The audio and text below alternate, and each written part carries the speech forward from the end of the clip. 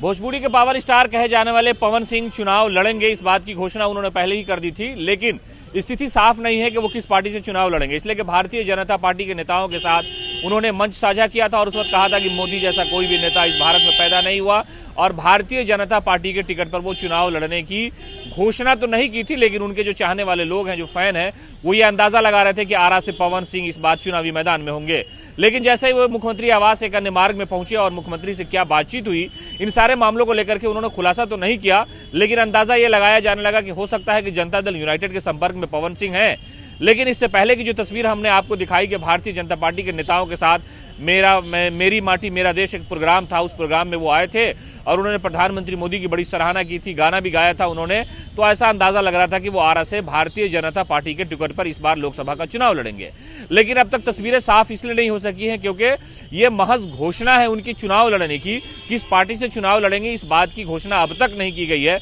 न तो किसी पार्टी की तरफ से आश्वासन मिला, न उन्होंने अपनी जबान से कहा है, लेकिन वो ये कह रहे हैं कि वो चुनाव मैदान में जाएंगे, लोगों की ये इच्छाएं हैं और हम चाहते हैं कि जो तरक्की है, जो विकास है, वो अगर एक अभिनेता इतने लोकप्रियता के बात करता है तो वो उसके मन की इच्छा नहीं है बल्कि लोगों की इच्छाएं हैं। लोग ये चाहते हैं कि जो आरा का विकास है वो पवन सिंह के हाथों हो और ऐसे हालात में संसद तक जाना जरूरी है। उन्होंने कई बार मीडिया को दिए गए साक्षात्कार में उन्होंने साफ तौर पर यह कहा था कि हम चुनाव लड़ना चाहते हैं और हमारी ये इच्छा है, लेकिन इस इच्छा के पीछे लोगों की मर्जी है, लोगों ने अपनी रजामंदी जाहिर की है और वो कहा है कि पवन सिंह अगर चुनाव लड़ते हैं तो इस इलाके का जो विकास है, जो विकास में रुकावटें हैं, उसे दूर किया जा सकता है। वो मुख्यमंत्री नीतीश कुमार से मिलने पहुंचे, इससे पहले भारतीय जनता पार्टी के कई नेताओं से वो संपर्क में रहे, कई सारे बड़े दिग्गज नेताओं से मुलाकात की लगातार। हालांकि उनका जो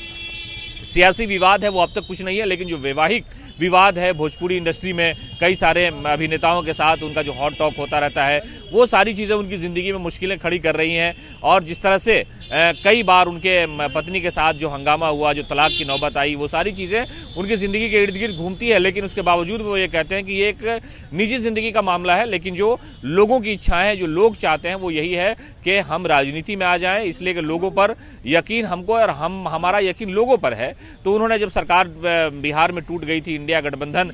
जब एक तरह से मुख्यमंत्री नीतीश कुमार उससे अलग निकल गए थे और एनडीए गठबंधन वजूद में आ गया था, तो ऐसे हालात में फिर जैसे नेताओं ने मुलाकात करने का सिलसिला मुख्यमंत्री नीतीश कुमार के साथ शुरू किया था, तो पवन सिंह की भी तस्वीरें सामने आई थी कि वो मुख्यमंत्री आवास पहुंचे थे और उन्होंने